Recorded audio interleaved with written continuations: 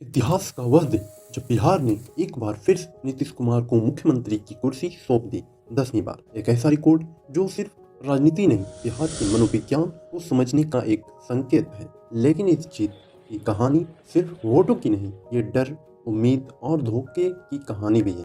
नमस्कार, स्वागत है आपका नवचेतना टीवी पर, जहां हम राजनीति को शोर नहीं, जमीन की सच्चाई और जनता के अनुभव से समझने की कोशिश करना है। इन बिंदुओं के साथ पटना के गांधी मैदान में प्रधानमंत्री मोदी, अमित शाह और पूरा एनडीए अलायंस मौजूद था।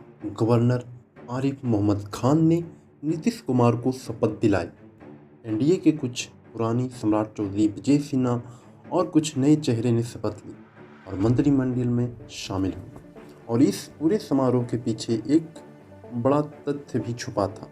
243 में से 200 प्लस सीटें जीतकर एनडीए की यह सरकार बहुमत नहीं, भारी बहुमत लेकर आई थी। ये सिर्फ शपथ नहीं थी, ये एनडीए की पावर शो थी। लोग कहते थे नीतीश मानसिक रूप से सीएम बनने के लिए रेडी नहीं है, लेकिन वहीं नीतीश गांधी मैदान में चक्कर लगाते हुए हाथ जोड़कर जनता से आशीर्वाद लेते दिखे। जिन्हें लोग थका हुआ मान रहे थे, उन्होंने सबसे बड़ा सरप्राइज दे दिया, 10वीं बार मुख्यमंत्री बनकर। और इस जीत में एक और दिलचस्प आंकड़ा छुपा है। इस बार 28 से 29 महिलाएं एमएलए चुनी गई और इनमें से 25 प्लस एनडीए की थी। 2010 के बाद यह सबसे बड़ा रिकॉर्ड है। लेकिन क्यों जीते नीतीश कुमार? क्योंकि आज भी बिहार के लोगों के मन में उनके लिए कुछ साफ धारणा है, जैसे उनके ऊपर कोई बड़ा करप्शन चार्ज नहीं, ना ही वो दंगे हिंसा जैसे खेल खेलते हैं, ना ही बड़े इंडस्ट्रियलिस्ट के इशारे पर चलते हैं और ना ही परिवारवाद की राजनीति करते हैं। बिहार में यह एक बहुत बड़ा फैक्टर है उनके लिए। बिहार में बिहार स्टार्टअप जैसी पॉलिसी, स्टूडेंट क्रेडिट कार्ड, सड़क पुल की कनेक्टिविटी पर काम करना, लॉ बेस्ड रिफॉर्म्स करना और चुनाव से पहले जीविका की महिलाओं को 10,000 सहायता की घोषणा करना। सरकार ने कहा ये सशक्तिकरण है, लेकिन सोशल मीडिया पर इसे चुनावी रेवड़ी कहा गया। पर जमीनी सच यह है कि इसका असर मतदान पर सच में दिखा है। हाँ, शराबबंदी और प्लास्टिक बैन जैसी चीज़ें जमीन पर बुरी तरह फैल हुई, लेकिन घरेलू हिंसा पर थोड़ा नियंत्रण हुआ और एमएलए लोग विकास अपने घर की बाउंड्री तक ही लाकर छोड़ देते हैं। 243 ईमानदार एमएलए मिलना इस कलयुग में भगवान के लिए भी मुश्किल है। यहाँ क्योंकि इस बार 243 में से 130 एमएलए यानी 53% क्रिमिनल केसेज के साथ चुनकर आए और इसमें 102 एमएलए गंभीर मामलों में हैं, जैसे मर्डर, अटेम्प्ट टू मर्डर या किडनैपिंग या महिला के साथ उत्पीड़न के मामले में शामिल हैं। कानून, विकास और सिस्टम तीनों सिर्फ सरकार नहीं चलाती, उन्हें जनता भी चलाती है। और यही वो सच्चाई है जिस पर कोई बात नहीं करता। बिहार आज भी कई फैसलों को दिल से अपनाने के लिए तैयार नहीं है। शराबबंदी हो या कचरा प्रबंधन या सड़कें, अनुशासन से सरकार कानून बनाती है और समाज उसे चलाने में अक्सर पिछड़ जाता है। यही गैप विकास को धीमा करता है और शायद यही वजह है कि जहां 147 एमएलए ग्रेजुएट या पोस्ट ग्रेजुएट हैं, वहीं 84 एमएलए सिर्फ 12th या उससे नीचे क्वालिफाइड हैं। एक तो सिर्फ 5th पास है। यानी मंत्रिमंडल नेतृत्व में डाइवर्सिटी भी है और मिस मैच भी। अब नज़र एक नए चेहरे पर, मैथिली ठाकुर।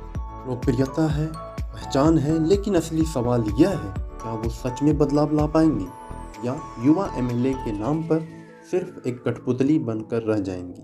क्योंकि राजनीति में गीत और भावनाएं काम नहीं करती, काम करती है क्षमता, संघर्ष और निर्णय लेने की ताकत। अब बारी उनकी है खुद साबित करने की।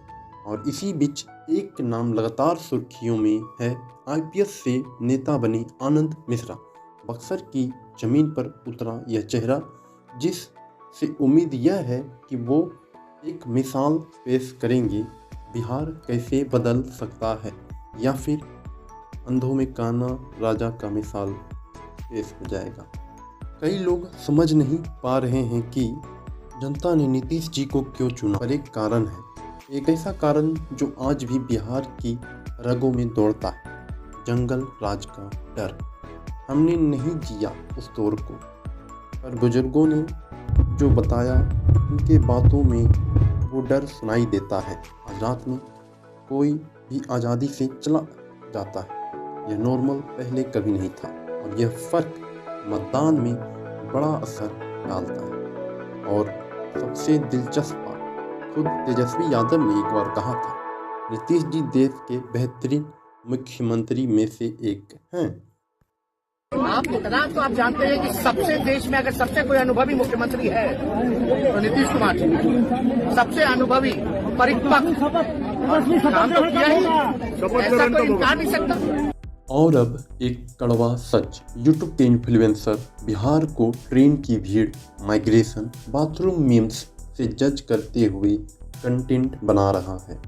व्यूज आ रहे हैं, लेकिन किसी ने एक बार पूछा लोग वोट क्यों करते हैं, उनका डर क्या है, उनकी मजबूरी क्या है, उनके पास विकल्प क्या है।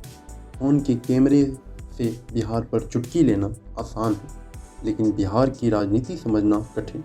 कई घरों में आज भी स्मार्टफोन तक नहीं, शिकायत सुनने वाला कोई नहीं, और पुरानी पीढ़ी अपनी जिद और अपना डर लेकर उसी पर वोट डाल देती है जिसे वो जानती है।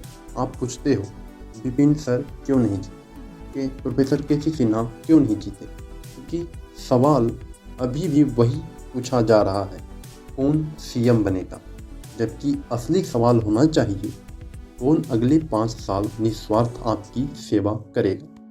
सही सवाल बदलेगा तभी बिहार बदलेगा।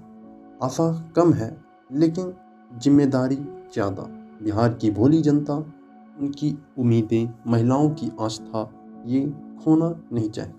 और यह काम किसका है? सरकार का, और हम जैसे जनता का। और अब अगला बड़ा सवाल, एनडीए क्यों जीता नहीं, बल्कि बाकी सब क्यों हार गए? कौन सी गलतियां महागठबंधन या जन स्वराज ने की? कौन से फैसले उल्टे पड़े?